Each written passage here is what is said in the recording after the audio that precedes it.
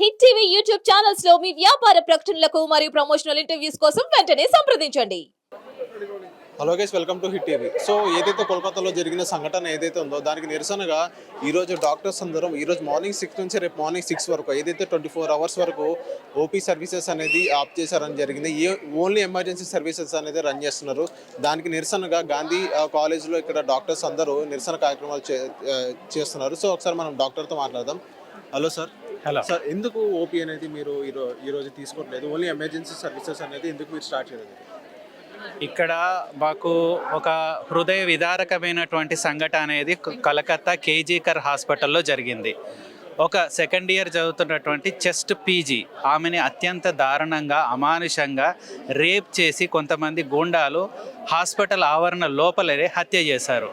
అంటే మనం ఒక పబ్లిక్ ప్లేస్ని మన ఇంట్లో ఒక ఆడపిల్ల బయటికి వెళ్తుంది అంటే మనకు వాళ్ళకి ఏం చెప్తాము? ఒంటరిగా ఉండొద్దు, మనుషులు లేని చోటకు వెళ్ళొద్దు, గుంపులో వెళ్ళండి, మనుషుల మధ్యలో తిరగండి, అప్పుడు మనకు సేఫ్టీ ఉంటుంది అని చెప్తాం. అలాంటిది హాస్పిటల్ కంటే సేఫ్ అయిన ప్లేసు అంటే అంతమంది జనాలు ఉండే ప్లేస్ ఎక్కడ ఉంటుంది? హాస్పిటల్ లోపల రోగుల బంధువులు, విద్యార్థులు, వైద్యులు అందరూ కలిసి 24 గంటలు ననునిత్యం సంచరించేటువంటి ప్రదేశం హాస్పిటల్. అట్లాంటి హాస్పిటల్ లోపల ఒక మహిళను చంపారు. ఎందుకు చంపారు అని అంటే అదేదో ఇంతకుముందు జరిగిన సంఘటన లాగా ఒక సింపుల్ రేప్ అండ్ మర్డర్ కాదు. It's a pre planned murder. ఆ మర్డర్లో ఎంతమంది ఇన్వాల్వ్ అయి ఉన్నారు? ఆ రేపెల్లో ఎంతమంది ఉన్నారు? ఆ మర్డర్లో ఆమె పోస్ట్ మార్టం నివేదిక, గవర్నమెంట్ డాక్టర్లు ఇచ్చినటువంటి నివేదిక ప్రకారం ఆమె అవయవం లోపల 150 గ్రాముల సెమెన్ అనేది దొరికింది. అంటే ఒక మనిషి మ్యాక్సిమం 10 to 15 గ్రామ్స్ సెమెన్ని ప్రొడ్యూస్ చేయగలుగుతారు. అంటే అరౌండ్ 8 to 10 పీపుల్ ఆమెని అత్యంత కిరాతకంగా రేప్ చేసి మర్డర్ చేశారు అని చెప్పేసి వాళ్ళ ప్రాథమిక నివేదికను బట్టి మనకు అర్థమవుతున్నటువంటి విషయం. ఇది ఎందుకు జరిగింది? ఆ మహిళ అనేది అక్కడ జరిగేటువంటి కొన్ని అసాంఘిక విషయాల మీద ప్రశ్నించడం జరిగింది. అక్కడ డ్రగ్ మాఫియా జరుగుతున్నట్టుగా వార్తలు వస్తున్నవి. దానికి అగెనెస్ట్గా ఈమె ఫైట్ చేయడం అనేది స్టార్ట్ చేస్తే ఆమెను టార్గెట్ చేసి హాస్పిటల్ లోపలే ఈ అసాంఘిక శక్తులు అనేవి ప్రవేశించి ఆ అమ్మాయిని హత్య చేసి గవర్నమెంట్కి, ఇండియాలో ఉన్నటువంటి జ్యుడిషియరీ సిస్టమ్కి, తర్వాత పోలీస్ సిస్టమ్కి ఒక ఓపెన్ ఛాలెంజ్ విసిరారు. మేము ఏమైనా చేస్తాము, ఎక్కడైనా ఎవరినైనా చంపుతాము, దమ్ముంటే మమ్మల్ని ఆపుకోండి అని. మరి దీనికి వీళ్ళు ఇచ్చేటువంటి సమాధానం ఏంటిది? సో ఇటువంటి ప్రదేశంలో ఒక హాస్పిటల్ లోపల రోగిని ట్రీట్ చేయాలి అని అంటే ఎంతో ఒక కామ్ మైండ్తో ప్రాణాలు కాపాడవలసి ఉంటుంది. మరి ఇట్లాంటి అత్యంత భయానకమైనటువంటి పరిస్థితుల్లో ఎలా వర్క్ చేయమంటారు? So we need strict implementation of laws and stringent action against the goons.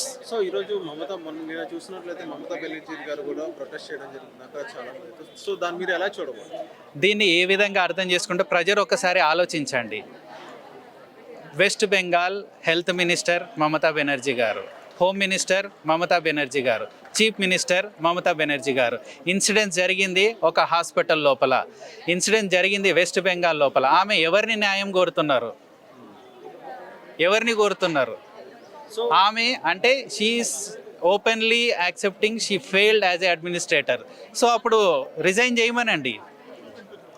So ఇంకోటి ఏంటంటే ఈ ప్రొటెస్ట్ అనేది ఇప్పుడు ఇలాగ ఆగిద్దా లేకపోతే ఇలాగే కంటిన్యూ అవుతుందని మీరు భావిస్తున్నారు? మాకు న్యాయం జరిగే వరకు పోరాటం అనేది కంటిన్యూ అవుతుంది. ఎన్ని రోజులైనా కానీ పోరాటం అనేది, మాకు న్యాయం జరిగింది, మాకు నమ్మకం కలిగే వరకు భారతదేశంలో న్యాయ వ్యవస్థ అనేది ఇంకా బ్రతికి ఉంది. ఏదన్నా జరిగితే మాకు ప్రొటెక్షన్ ఉంటుంది. ఏదన్నా జరిగిన వెంటనే నిందితులకి శిక్ష పడుతుంది అనే నమ్మకం మాకు కలిగే వరకు కూడా మేము ఈ పోరాటాన్ని కంటిన్యూ చేస్తాం. ప్రొటెక్షన్ ఫోర్స్ అనేది మీరు అప్పటి నుంచి అడుగుతున్నారు. యాక్ట్ మీకు అమలైంది, మీకు ఇచ్చారు కానీ అది అమలు రాలేదని మేము అదే చెప్తున్నాము. 2007 ఆ ప్రాంతం లోపల ఉస్మానియా హాస్పిటల్ లోపల ఒక వారం రోజుల గ్యాప్లో 2 పీజీల మీద అటాక్ జరిగింది. ఒకటి జడ్జిఖానా హాస్పిటల్లో, 2 నీలోఫర్ హాస్పిటల్లో. అప్పుడు కూడా మేము స్ట్రైక్ చేసాము. అప్పుడు మేము పీజీలుగా ఉన్నాం. అప్పుడు స్ట్రైక్ చేస్తే గవర్నమెంట్ జీవో ఇచ్చింది సెంట్రల్ ప్రొటెక్షన్ యాక్ట్తోని. జీవో కూడా ఎగ్జిస్టింగ్ జీవో ఉంది. దాని ప్రకారం వాళ్ళు ఆ టైంలో మాకు ప్రొటెక్షన్ ఇచ్చేసి ఫేజ్డ్ మేనర్లో విత్డ్రా చేశారు. అంటే మనకి లాస్ లేవని కాదు, భారతదేశంలో స్ట్రిక్ట్ లాస్ ఉన్నవి, బట్ ఇంప్లిమెంటేషన్ చేసేటువంటి కమిట్మెంట్ అనేది పాలకులకు ఉండాలి. అది మేము అడుగుతున్నాం. సో ఇక్కడ గవర్నమెంట్ హాస్పిటల్లోనే ఓన్లీ ఒక 1 అవర్ మాత్రమే ఎమర్జెన్సీ సర్వీసెస్ అనేది ఓన్లీ తీసుకుంటారు, ఓపీ సర్వీసెస్ అనేది ఆఫ్ చేస్తారు. ఎందుకంటే ఏదైతే కోల్కతాలో జరిగిన సంఘటన ఉందో దానికి నిరసనగా ఈ మొత్తం చేస్తున్నారు. ఒకసారి మనం మేడం ఉన్నారు, మేడంతో మాట్లాడదాం. సో మేడం, ఏదైతే కోల్కతాలో జరిగిన సంఘటన ఉందో దానికి ఎలా చూడబోతున్నారు అండ్ మీ డిమాండ్స్ ఏంటి? బేసికల్లీ ఈ మహిళల రక్షణ లేకపోతే పర్టికులర్లీ వైద్యులకు సదుపాయాలు ప్రొవైడ్ చేయడం అనే విషయంలో మన దేశము, ముఖ్యంగా మన రాష్ట్రం చాలా వెనుకబడి ఉందండి. అది అందరికీ తెలిసిన విషయమే. ఇప్పుడు ఎన్ఎంసీ పర్మిషన్ ఇస్తోందని చెప్పేసి చాలా ఎక్కువ మెడికల్ కాలేజెస్ శాంక్షన్ అవుతున్నాయి. కానీ అన్ని కాలేజెస్లో అన్ని వసతులు ఉన్నాయా లేవా, రక్షణకు సంబంధించినవి ఉన్నాయా లేదా, సేఫ్టీ ఇంకా ఫెసిలిటీస్ ఉన్నాయా లేవా అనేది అంత లోతుగా పరిశీలించకుండానే కేవలము ఫ్యాకల్టీ ఉన్నారా లేదా అనేది ఒకటి చూసేసి శాంక్షన్ చేస్తున్నారు. దానివల్ల చాలా సెక్యూరిటీ ఇష్యూస్ అనేవి జరుగుతున్నాయి. కాబట్టి మాకందరికీ సేఫ్టీ కావాలి, సేఫ్ వర్కింగ్ ఎన్విరాన్మెంట్ కావాలి అనే ఉద్దేశంతోనే అందరూ ఇట్లా ధర్నా చేస్తున్నారు, పర్టికులర్గా జూనియర్ డాక్టర్స్. కానీ ఈ కోల్కతా ఇన్సిడెంట్ అనేది కంప్లీట్లీ డిఫరెంట్. కోల్కతా ఇన్సిడెంట్లో మనం చూడాల్సింది ఒక వైద్యురాలికి ఏదో సెక్యూరిటీ ప్రాబ్లం వల్ల జరిగిన ఇష్యూ కాదు. సెక్యూరిటీ ప్రాబ్లం వల్ల జరిగితే ఏమవుతుంది, ఏదన్నా అంటే ఇప్పుడు ఫర్ ఎగ్జాంపుల్ పేషెంట్ అటెండర్స్తో గొడవ అవుతుంది, అక్కడ కొడతారు, లేకపోతే మళ్ళీ ఇంకో చోట కొడతారు. లేదు, ఒక మహిళ పైన జరిగిన అఘాయిత్యం కూడా కాదు. మహిళ పైన జరిగిన అఘాయిత్యం ఏంటంటే ఇన్స్టింక్ట్లో ఒక మహిళను చూస్తారు, ఎవరో అంటే దిశ లాగా లేకపోతే నిర్భయ లాగా కొంతమంది అఘాయిత్యం చేస్తారు, చంపుతారు. ఇక్కడ జరిగింది అది కాదు.